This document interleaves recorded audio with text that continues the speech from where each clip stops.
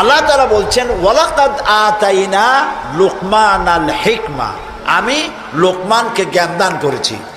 লোকমান সম্পর্কে আমাদের অনেকের ধারণা যে লোকমান ছিলেন পয়গম্বর বা নবী বা রসুল ছিলেন, এটি ঠিক নয়। হযরত লোকমান নবী না, রসুল না, তাকে আল্লাহ জ্ঞান দান করেছিলেন। কে জ্ঞান দান করেছিলেন বলুন? আল্লাহ তাআলা তাকে জ্ঞান দান করেছিলেন। হযরত লোকমান ছিলেন একজন বাদশার, একজন রাজার, তিনি ছিলেন কৃতদাস। এখন একদিন বাদশার কাছে খবর এলো যে আপনার যে খাদেম, যে গোলাম লোকমান, সে তো বড় বুদ্ধিমান মানুষ। বলে কেমন? যেখানেই যায় উট ভেড়া ছাগল ইত্যাদি তো পালে, তো যখন যেখানে যায় উট ভেড়াগুলো ছেড়ে দিয়ে তারপরে এক জায়গায় বসে, আর সব রাখালরা তার চারদিকে এসে বসে যায়, আর উনি জ্ঞানপূর্ণ কথা বলে। তার জ্ঞানের কথা শুনে মানুষগুলি হা করে তাকায় থাকে। বাদশা মনে করলেন যে আমার ভেড়া ছাগল রাখে, তার যদি হয় এত জ্ঞান, তো তারে তো আমার আটকায় রাখা ঠিক না। আচ্ছা জ্ঞানটা কেমন, তো একটু পরীক্ষা তো করি। একদিন লোকমানকে তিনি ডাকলেন, ডেকে বললেন, লোকমান তুমি এক কাজ করো, আমার যে ছাগলগুলি তুমি পালতেছো, একটি ছাগলকে জবাহ করে ওর ভিতর থেকে ছাগলের শরীরের সব থেকে উৎকৃষ্ট অংশটা আমার জন্য নিয়ে আসো। হযরতে লোকমান একটা ছাগল জবাহ করলেন এবং ছাগলের কলিজা এনে পিরিচে করে ওনার সামনে হাজির করে দিলেন। কয়েকদিন যাওয়ার পর বাদশাহ আবার বললেন, আজকে আর একটা ছাগল জবাহ করো এবং তার শরীরের নিকৃষ্ট অংশটা আমার সামনে নিয়ে আসো। লোকমান আর একটা ছাগল জবাহ করলো এবং ওই ছাগলের কলিজাটা পিরিচে করে এনে হাজির করে দিল। বাদশাহ বলল, আমি শুনছিলাম তোমার নাকি অনেক জ্ঞান, এই বুঝি জ্ঞানের পরিচয়? আমি যেদিন চাইলাম, প্রথম বললাম সব থেকে উৎকৃষ্ট জিনিস আনো, তুমি কলিজা নিয়ে আসলা। সব থেকে নিকৃষ্ট জিনিস চাইলাম, তখনও তুমি নিয়ে আসলা কলিজা। তোমার জ্ঞানের পরিচয় তো পাইলাম না।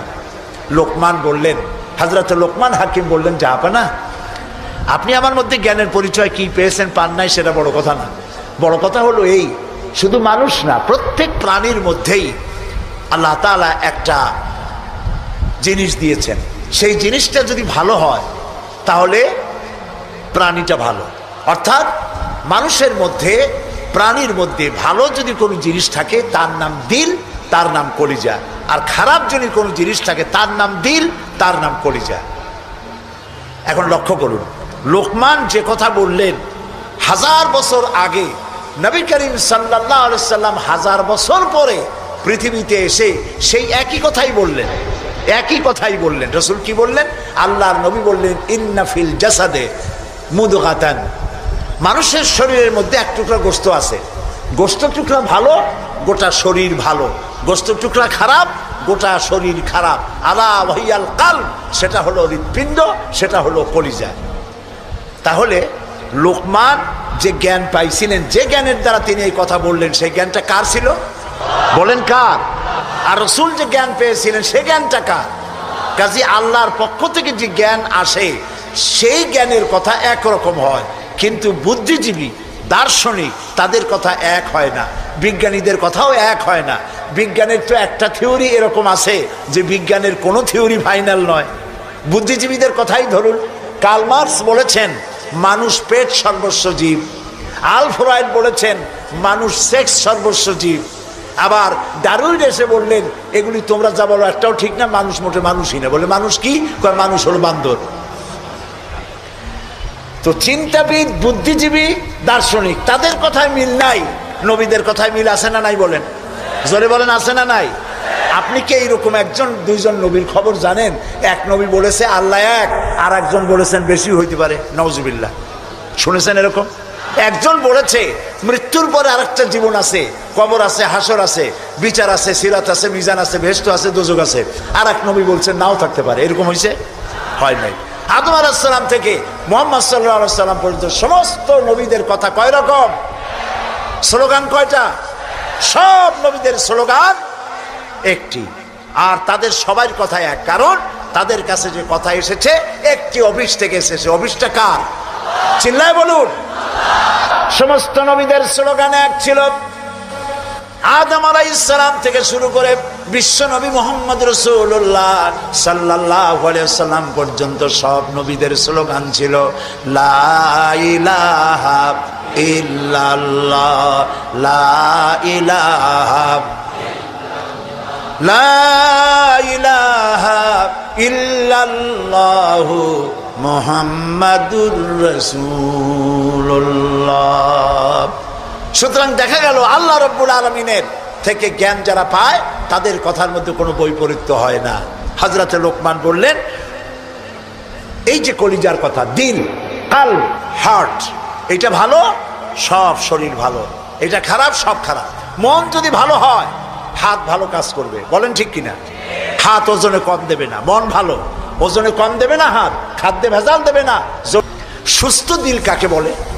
আল্লাহ রাব্বুল আলামিন বলেন, আল-ইয়াওমা লা ইয়ানফাউ মালুন ওয়ালা বানুন ইল্লা মান আতাল্লাহা বিকলবিন সালিম। এটি হলো সুস্থ দিল। সেই কিয়ামতের দিনে মাল, ধন, সন্তান, সন্ততি কোনো কাজে আসবে না, শুধু উপকারে আসবে প্রশান্ত আত্মা নিয়ে। কেউ যদি প্রশান্ত কাল্ব নিয়ে কেউ যদি আল্লাহর দরবারে উপস্থিত হয়, সেই দিলটা কাজে লাগবে। এটা হলো সুস্থ দিল। অসুস্থ দিল কোনটা? ফি কুলুবিহিম মারাদুন ফাযাদাহুমুল্লাহু মারাদা। তাদের দিলের মধ্যে ছিল একটি রোগ, সেই রোগকে আল্লাহ আরো বৃদ্ধি করে দিলেন। অসুস্থ দিলের নমুনা কি? ওয়াজ ভালো লাগে, সিনেমাও খারাপ লাগে না, মসজিদও ভালো লাগে, কীর্তনও খারাপ লাগে না। এই যে দুইটা ভালো লাগে, এটি হলো অসুস্থ দিল। এটার নাম কি? আছে না আমাদের সমাজে? কয় যে হুজুর ওয়াজ শুনতে খারাপ লাগে না, কিন্তু গান যখন শুনি তাও মজা লাগে। মসজিদও ভালো লাগে, সিনেমাও খারাপ লাগে না। আছেন এরকম লোক? আছে। এটা কেন? এটা হলো এই জন্য যে ইমানের মধ্যে জং ধরে গেছে। সাপে যদি রাত্রে কামড়ায়, রাতের বেলায় সাপে কামড়াইছে, ওজার কাছে যায় লোকেরা। মোমেন শাহীতে ওজা আছে না? ওজার কাছে যায়, যে বলে সাপে কামড়াইছে। এখন ওজা প্রথমে টেস্ট করবে যে সাপটা বিষধর সাপ না বিষহীন সাপ। সাপ তো দুই রকম আছে। যে সাপে কামড়াইলে তাৎক্ষণিকভাবে লোক মারা যায়, ওই সাপরে মোমেন শাহীতে কি বলে? কি বলে? গোখরো সাপ। আর যেটা দেখতে খুব রং ছং মোটা টোটাও আছে, কিন্তু কামড়াইলে কিছু হয় না, ওইটা কি? জোড়া সাপ। এখন জোড়া সাপ না গোখরো সাপ কামড়াইলে কোনটায়?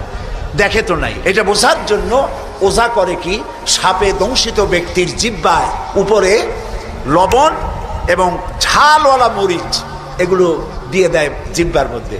যদি সে বলে পানি পানি লাগে, যত মরিচ দেয় তত কয় পানি পানি লাগে, তাহলে বুঝতে হবে বিষধর সাপে দংশন করেছে।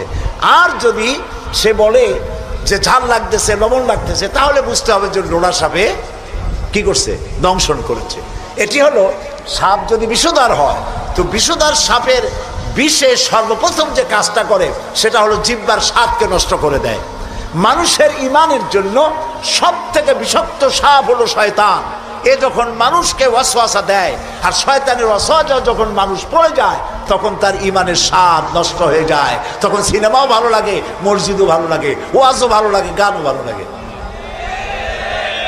এটি হলো অসুস্থ দিল। এবার মৃত্যু দিল কি? মৃত্যু দিল সম্পর্কে আল্লাহ বলছেন, ওয়ালাকাদ যারানা লিজাহান্নামা কাসীরাম মিনাল জিন্নি ওয়াল ইনস লাহুম কুলুবুন লা ইয়াফকাহুনা বিহা। মানুষ আর জিনদের মধ্যে আল্লাহ তাআলা বলেন, আমি এক শ্রেণীর রেডিমেড জাহান্নামী তৈরি হয়েই আছে মানুষ এবং জিনের মধ্যে। ওরা কারা? লক্ষ্য করুন, মৃত্যু দিল কাদের? লাহুম কুলুবুন লা ইয়াফকাহুনা বিহা, যাদেরকে আমি হৃৎপিণ্ড দিয়েছি, বিবেক দিয়েছি, সব বোঝে, আমারে বোঝে না। আছেন এরকম কিছু বুদ্ধিজীবী? বলেন আছে না? কবি আছেন এমন কিছু, সাহিত্যিক আছেন এমন কিছু। নারীর সৌন্দর্য, নারীর রূপের সৌন্দর্যের ব্যাপারে কবিতা লিখতে লিখতে কলমের কালি শেষ হয়ে যায়, কিন্তু এই সৌন্দর্য কে দিলেন তার চিনতেই পারল না। ফুলের ব্যাপারে গান লেখে, কবিতা লেখে, ফুলের রং, ফুলের গন্ধ। প্রজাপতি কে এত সুন্দর করে, কোন শিল্পী তোমার ডানায় এত সুন্দর রং দিল, তার গান তৈরি করে, কিন্তু প্রজাপতির রং কে দিল আরে খুঁজে পায় না। তারপরে বলে কি, বলে যে সব বুঝেছি। শান্তিনিকেতন গিয়া পড়ে শুনিয়া সাহিত্যের উপরে ডক্টরেট ডিগ্রি নিয়া কয় সব বুঝেছি। বলে বাবা কি বুঝেছো? কয় দেয়ার ইজ নো গড। সারা জীবন বসে বুঝলো যে প্রভু বলতে কেউ নাই, আল্লাহ বলতে কেউ নাই। বলে নাউযুবিল্লাহ, লাহুম কুলুবুন লা ইয়াফকাহুনা বিহা। সব বোঝে কিন্তু আল্লাহরে চেনে না। নিজের শরীরটা দেখে, আল্লাহরে খুঁজে পায় না। আহারে, তুমি তো তোমার শরীরটা দিয়েই আল্লাহরে চিনতে পারো। সুবহানাল্লাহ বলে। শরীরটা দিয়ে আল্লাহরে চেনা যায়।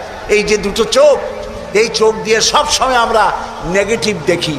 সব সময় প্রতিটি চিত্র, প্রতিটি মুহূর্তে নেগেটিভকে পজিটিভ করে দেখায় কে?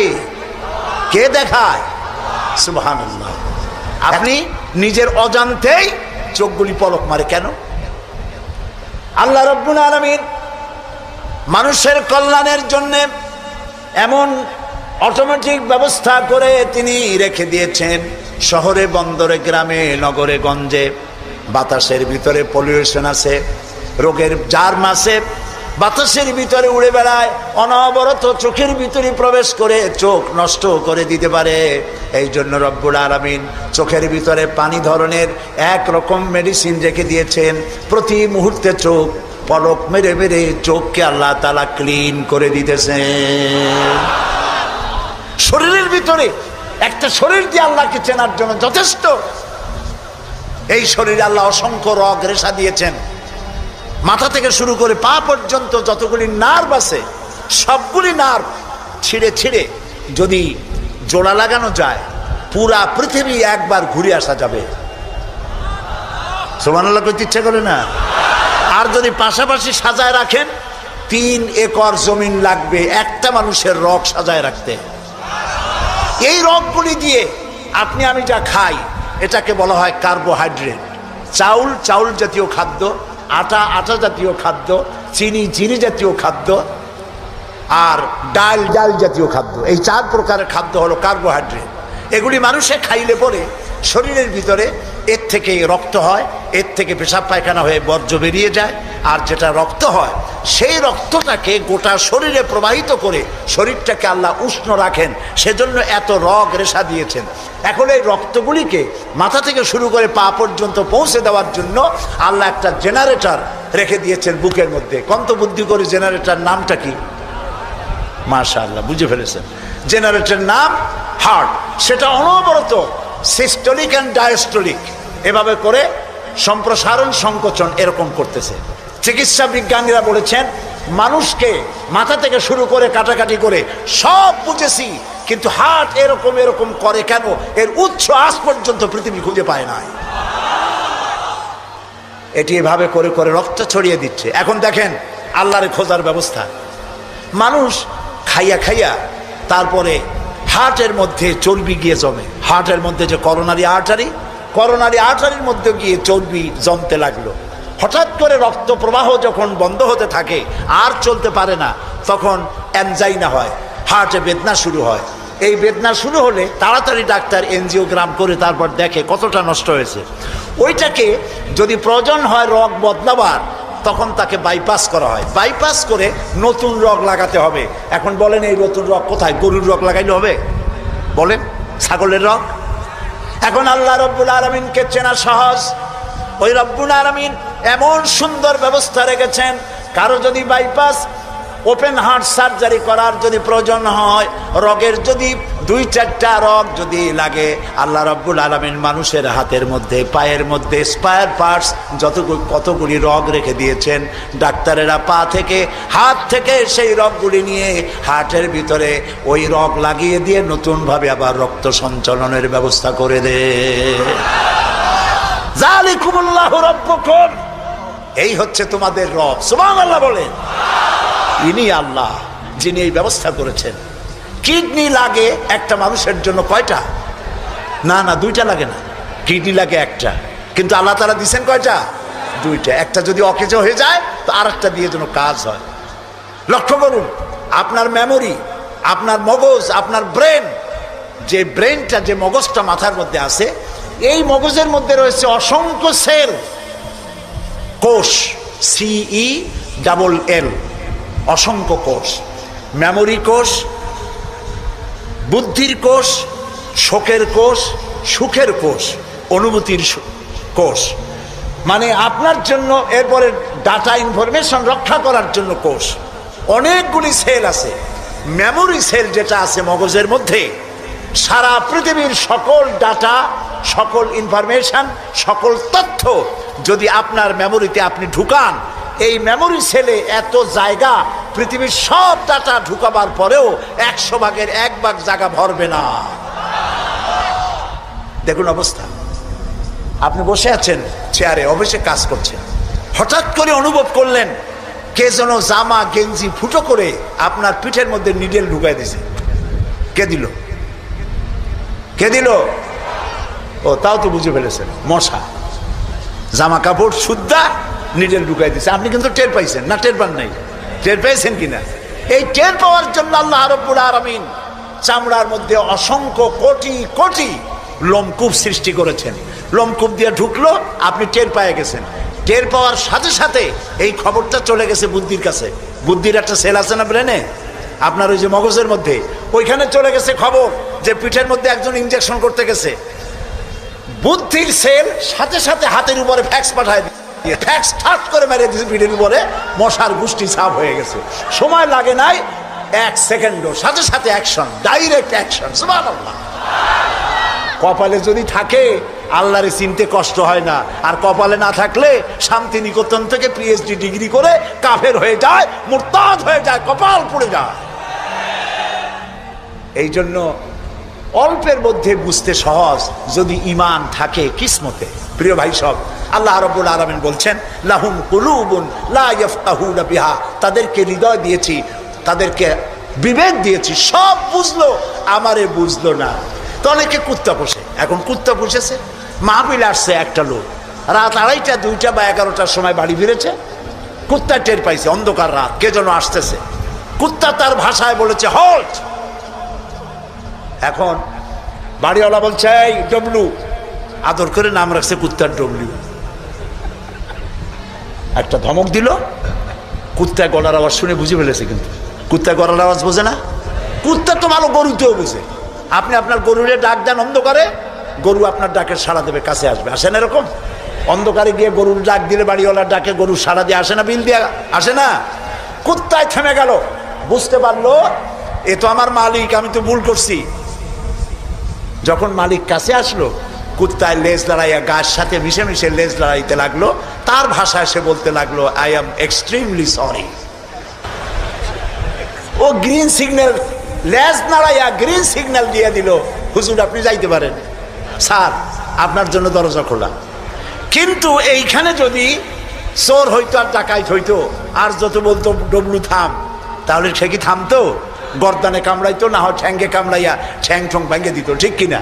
তাহলে বোঝা গেল কুত্তায় মালিকও চেনে, শত্রুও চেনে। আল্লাহ কয় উলাইকা কাল আনাম, এগুলো জানোয়ারের চাইতে খারাপ, বালহুম আদাল, এই জন্য খারাপ। কুত্তায় তো মালিক চিনলো, দুশ্মনও চিনলো, বন্ধুও চিনলো। এই মানুষগুলি আল্লাহকে চিনলো না, প্রভুকে মালিককে চিনলো না, তাকে অস্বীকার করলো। কুত্তার চাইতেও নিকৃষ্ট। প্রিয় ভাই সব, মানুষের এই 3 প্রকারের দিল, সুস্থ দিল, অসুস্থ দিল, আরেকটি হলো কি দিল? মৃত্যু দিল। সকল প্রকার দিলের একটা চিকিৎসা আল্লাহ কোরআনে করে দিয়েছেন। সুবহানাল্লাহ। আল্লাহ রাব্বুল আলামিন বলেন সব হৃদয় জনিত, কলব জনিত রোগের চিকিৎসা হলো আলা বিযিকিরিল্লাহি তাতমাইন্নুল কুলুব। একমাত্র আমার স্মরণ, আমার জিকির, আমার স্মরণ মানুষের অন্তরাত্মাকে ঠান্ডা করে দিতে পারে, কলিজা ঠান্ডা করে দিতে পারে। আমার স্মরণে, আমার জিকিরে, আমার পথ অনুসরণে। প্রিয় ভাই সব, হযরত লোকমান তিনি বলছেন, আল্লাহ তাআলা বলছেন আমি তাকে কি দিয়েছিলাম? জ্ঞান দান করেছিলাম। সেই জ্ঞানের ভিত্তিতে জ্ঞান দিয়েছিলাম এই জন্য যেন তিনি আমার শুকর আদায় করে। হযরত লোকমান আল্লাহর দেওয়া জ্ঞান দিয়ে শুকর আদায় করলেন এইভাবে যে তিনি আল্লাহর গুণগান, আল্লাহর তাওহীদের প্রচার শুরু করে দিলেন। সুবহানাল্লাহ। আল্লাহ তাআলা বলছেন ওমান ইয়াশকুর, যে ব্যক্তি কৃতজ্ঞতা স্বীকার করে তা তার নিজের জন্য, আর যে করে না সে তার নিজের ক্ষতিই করে। এই যে আমরা মাগরিবের নামাজ পড়লাম, এই নামাজ পড়ছি কার জন্য? বলেন সবাই। উপকার হবে কার? উপকার হবে আমার। এই যে মাঝে মধ্যে আপনারা আলহামদুলিল্লাহ বলেন, সুবহানাল্লাহ বলেন, এতে উপকার কি আল্লাহ না আমার? বলেন সবাই, আমার।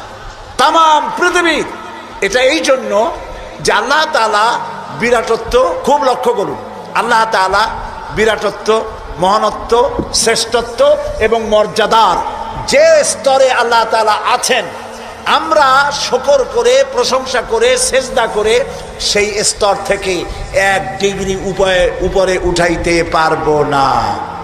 এবং যেখানে তার মর্যাদা আছে, সারা পৃথিবীর সব মানুষ যদি আল্লাহকে অস্বীকার করে, ওই স্তর থেকে 1 ডিগ্রি নিচে নামানো যাবে না, অসম্ভব। এই জন্য কৃতজ্ঞতা যে প্রকাশ করে সে আল্লাহর জন্যই করে। আমরা যদি আল্লাহর জিকির আজগার না করি, আল্লাহর ক্ষমতা শেষ নাকি? বলেন। আল্লাহ রাব্বুল আলামিন বলেন, ইউসাব্বিহু লিল্লাহি মা ফিস সামাওয়াতি ওয়া মা ফিল আরদ।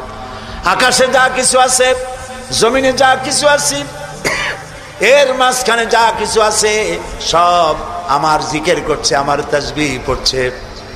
আপনারা বসন্তকালে গাছের ডালে শোনেন কোকিল পাখি কুহু কুহু করে ডাকতেছে। আল্লাহ রাব্বুল আলামিন বলেন, ওয়ালাকিন লা তাফকাহুনা তাসবিহাহুম। তোমরা ওদের তাসবিহ বোঝো না, তোমরা শোনো কুহু কুহু, আসলে সে ডাকে আল্লাহু আল্লাহু। বউ কথা কম আছেন একটা পাখি, মমনসাইতে নাই আছে, ছোটবেলা থেকে শুনতেছি বউ কথা কও, বউ কথা কও। ওর বউ এত অভিমান করলো কেন? কথা মোটে কয়ই না। আসলে বউ কথা কও আমরা শুনি, আর আল্লাহ বলছেন ওয়ালাকিন লা তাফকাহুনা তাসবিহাহুম, ওরা আমার জিকির করছে, তোমরা বোঝো না। মানুষও বুঝবে কেন? মানুষ তো আন্দাজে যা শোনে, শব্দের সাথে আপনি যা মিলাবেন তাই কিন্তু হয় ভাই। যেমন ট্রেন ছাড়ছে, ট্রেন যখন ছাড়লো তো প্রাথমিক আওয়াজ শোনা যায় যাচ্ছি যাব, যাচ্ছি যাব। যখন জোরে চলে তখন শোনা যায় যাচ্ছি যাব, যাচ্ছি যাব, এরকম শোনা যায়, ঠিক না? শব্দের সাথে এরকম যা মিলাবেন তাই হবে। এক ব্রিটিশ নাগরিক নাকি আসছিল বাংলাদেশে, আসে দেখে জমিনে চাষ করতেছে এক লোক দুপুরবেলা। তো তারে গিয়ে ব্রিটিশ জিজ্ঞেস করতেছে, ব্রিটিশ নাগরিক জিজ্ঞেস করতেছে, ইংলিশ বেটা, হাউ ডু ইউ ডু? তো কৃষক বলতেছে, আমার বুঝি খাইয়ে খেয়ে কাম নাই, এখন তোমার সাথে আমি এই চাষ ছাড়িয়ে দিয়ে হাডুডু খেলবো, এটা কথা হইলো নাকি? মানে শব্দের সাথে মানুষ যা মিলাইতে চায় তাই মেলে। আল্লাহ তাআলা বলছেন, তোমরা যা শুনতে পাও, পাখিগুলি তার কলকাকলিতে, বাতাস তার শনশন রবে, নদীগুলি তার কুলুকুলু নাদে, পাতাগুলি তার মর্মর শব্দে, যত আওয়াজ শুনতে পাও এগুলি সব নিছক আওয়াজ নয়, সবগুলির ভিতর থেকে আমার জিকির, আমার তাসবিহ হতেছে আল্লাহু আল্লাহু আল্লাহু আল্লাহু। হযরতে লোকমান বলেন, আল্লাহ তাআলা শোনাচ্ছেন লোকমানের কথা, وَإِذْ قَالَ لُقْمَانُ لِابْنِهِ وَهُوَ يَعِظُهُ يَا بُنَيَّ لَا تُشْرِكْ بِاللَّهِ। স্মরণ করো সেই সময়ের কথা যখন লোকমান তার ছেলেকে ডেকে বলছেন, ইয়া বুনাইয়া, হে আমার কলিজার টুকরা সন্তান। আপনারা কি শুনতেছেন? আমার সাথে থাকুন, তাহলে বুঝতে সুবিধা হবে। হযরতে লোকমান বলছেন, ইয়া বুনাইয়া, ও আমার কলিজার টুকরা সন্তান। ওলামারা জানেন যে এখানে হওয়া উচিত ছিল ইয়া এবনি, ইয়া এবনি, ও আমার ছেলে, কিন্তু আল্লাহ তাআলা শোনাচ্ছেন লোকমান ডেকে বলেছি ইয়া বুনাইয়া, আমার ছেলে। ওইভাবে না বলে তিনি বললেন কি ইয়া বুনাইয়া। বুনাইয়া মানে কি? বুনাইয়া শব্দ এটা হলো তাসগীর করা হয়েছে। এটা বলা হলো, হে আমার কলিজার টুকরা, নয়নের পুতুলি, বাবা ধন, সোনামণি। সুবহানাল্লাহ বলেন। দাওয়াতের এটি হলো টেকনিক। আপনি যখন ইসলামের দাওয়াত দিবেন তখন আপনাকে দাওয়াত দিতে হবে মিষ্টি ভাবে। আল্লাহ শিখাই দিয়েছেন, উদউ ইলা সাবিলি রাব্বিকা বিল হিকমাতি ওয়াল মাউইজাতিল হাসানা। উত্তম ভাবে, মিষ্টি করে, সুন্দর করে, বৈজ্ঞানিক পন্থায় সুন্দর সুন্দর কথা দিয়া মানুষকে আমার পথে ডাকো। আল্লাহ তাআলা বলছেন, সুবহানাল্লাহ। এই জন্য আপনি মেজাজ খারাপ করলে পারবেন না। যে চোরের কাশি রোগ হয় আর যে পীরের মেজাজ খারাপ, এ দুইজন ব্যবসায় ভালো করতে পারবে না। পীরের যদি মেজাজ খারাপ বেশি হয় মুড়িদ একটাও পাবে না। আর যদি চোরের কাশি রোগ হয় চুরি করতে গিয়ে পিটান খাওয়া ছাড়া পথ নেই। তো আপনি দিনের দাওয়াত দিবেন, আপনার মেজাজ ভালো হইতে হবে, দাওয়াত দিবেন মিষ্টি করে। রাসূলুল্লাহর কথাটাই দেখেন, আগেই কোন সুবহানাল্লাহ। আল্লাহ রাব্বুল আলামিন বলেন ফাবিমা রাহমাতিম মিনাল্লাহি লিনতা লাহুম ওয়ালাউ কুনতা ফাযযাল গালিদাল কলবি লানফাদ্দু মিন হাওলিক। হে রাসূল, আপনার প্রতি আল্লাহর করুণা হচ্ছে এই যে আল্লাহ তাআলা আপনার দিলটাকে নরম করে দিয়েছেন। সুবহানাল্লাহ। আপনার কাছে যেই আসে সিমেন্টেড হয়ে যায়, কেউ ছিটকে পড়ে না আপনার ব্যবহারের কারণে। রাসূলের ব্যবহার, সুবহানাল্লাহ বলে, সুবহানাল্লাহ। কি ব্যবহার! মসজিদে নববীতে এক বদবী এসে পেশাব করেছে মসজিদে নববীর মধ্যে। আচ্ছা কোন তো এই মোমেন শাহীতে মসজিদের মধ্যে না, মসজিদের বাইরে দাঁড়াইয়া দেওয়ালের উপরে যদি কেউ পেশাব করে আপনি কি করবেন? জি বুঝতে পারছি আপনারা কি করবেন। চেহারা দেখি বোঝা যায় আপনারা কি করতে পারেন। মসজিদের ভেতরে পেশাব করতেছে রাসূলের সামনে, সাহাবায়ে কেরামদের চোখ মোটা হয়ে গেছে, ভাবখানা এই রাসূল পারমিশন দেন আর জম্মের মতো পেশাব করাই দেই। রাসূলুল্লাহ বললেন না না, বাধা দিও না, তাহলে সে অসুস্থ হয়ে যেতে পারে, তার সবটা আনলোড হতে দাও। সবটা শেষ হইল, রাসূলুল্লাহ তাকে কাছে ডাকলেন, ডেকে বললেন তুমি যে কামটা করলা তুমি কি জানো এটা কি? কয় না তা জানি না। তিনি বললেন এটা হলো মসজিদ, আমরা এখানে আল্লাহর সেজদা দেই। তোমার যখন এই কাজের দরকার হবে তখন বাইরে গিয়ে করবা। তোমাদের উপাসনালয় আছে না? কয় যে আছে। তো সেইখানে যদি এই কাম কেউ করে তাহলে তোমার কেমন লাগবে? এই কাজটা আর কখনো করবা না। লোকটি বলল আমি তো শুনেছিলাম আপনি বাদশাহ, তা আমি এখন বুঝলাম আপনি বাদশাহ না। বাদশাহ হইলে যে কাম আমি করছি এতে তো আমার কল্লা এতক্ষণ গড়াগড়ি যাইতো। আপনি তো বাদশাহ না, আপনি অবশ্যই আল্লাহর নবী, কোনো সন্দেহ নাই আমার মনের মধ্যে। এই ছিল রাসূলের ব্যবহার। রাসূলুল্লাহ সাহাবীদের দিকে তাকায় বললেন ইন্নামা বুইসতুম মুয়াসসিরিন, ও সাহাবীরা আল্লাহ তোমাদেরকে পাঠাইছেন মানুষের কাছে দ্বীনকে সহজ করার জন্য, কঠিন করার জন্য নয়। রাসূলুল্লাহ যখন দাওয়াতের লোক পাঠাতেন বলতেন ইয়াসসিরু ওয়ালা তুআসসিরু, মানুষকে সহজ করে দিন বুঝাও, কঠিন করে বুঝায়ও না। বাশশিরু ওয়ালা তুনাফিরু, বেহেশতের খবর দিয়া মানুষকে দ্বীনের পথে ডাকো। জাহান্নাম, এটা করলে জাহান্নাম, সেটা করলে জাহান্নাম, জাহান্নামের ভয় দেখিয়ে মানুষকে দ্বীনের রাস্তা থেকে সরিয়ে দিও না। সুবহানাল্লাহ। এই ছিল রাসূলের ব্যবহার। তাই মানুষকে দাওয়াত দেওয়ার সময় টেকনিকটা, লোকমানের দাওয়াত ছেলের প্রতি আল্লাহ কত পছন্দ করেছেন। তিনি ডেকে বলছেন ইয়া বুনাইয়া, ও আমার কলিজার টুকরা, আমার বাবা। আপনি নিজে আছে না মোমেন শাহীতে এমন বখাটে ছেলে, মাথায় উল্লুকের মতো চুল, হাতে ভাল্লুকের মতো নখ, গলায় সোনার চেন, এরকম মোমেন শাহীতে নাও থাকতে পারে। কিছু পোলাপান আছে মাথায় চুল রাখিয়া একটা কেমন ভাব, তারপরে গলায় মোটা সোনার চেন, পৌষ মাসের শীতেও সামনের 2-3টে বোতাম খুলে থই, লোকেরা যেন বোঝে উনি একখান কিছু ঝুলাইছে। এইরকম ছেলেকে যদি আপনি তো রাগ করে আছেন, ছেলে আপনার কথা শোনে না, যদি ভাত খাওয়ার সময় ডাকেন সোনামণি, বাবা, কলিজার টুকরা, নয়নের পুতুলি, আব্বু একটু কাছে আয়, আরে ও যত বড় খারাপ হোক আপনার পায়ের কাছে চলে আসবে। আপনি ওর কপালে একটা চুমা দেন, ওর গালে একটা চুমা দেন। আব্বু, এই যে তুমি জামা কাপড় পরছো এগুলো মাইকেল জ্যাকসনের জন্য শোভা পায়, তুমি রাসূলের উম্মত, মুসলমান মায়ের পেটে আসছো, এটা তোমার জন্য শোভা পায় না। আব্বু, এই কামটা তুমি করো না, আমার অসম্মান হয় সমাজে। এই কথা বললে হাজার রাত ওয়াজ শোনার চাইতে আপনার এই মধুর ডাকে আপনার ছেলেকে হেদায়েত হতে পারে। হযরতে লোকমান এইটা শিখাইছেন, ইয়া বুনাইয়া, ও আমার কলিজার টুকরা সন্তান। নসিহত শুনে মনে হয় যে ছেলে খুব ছোট, কিন্তু আসলে ছোট না। ছোট ছেলের এত বড় নসিহত করা যায় না। নসিহতের গুরুত্ব বুঝে বোঝা যায় ছেলে ছোট না, ছেলে বড়, কিন্তু ডেকেছেন তিনি সোনামণি বলে।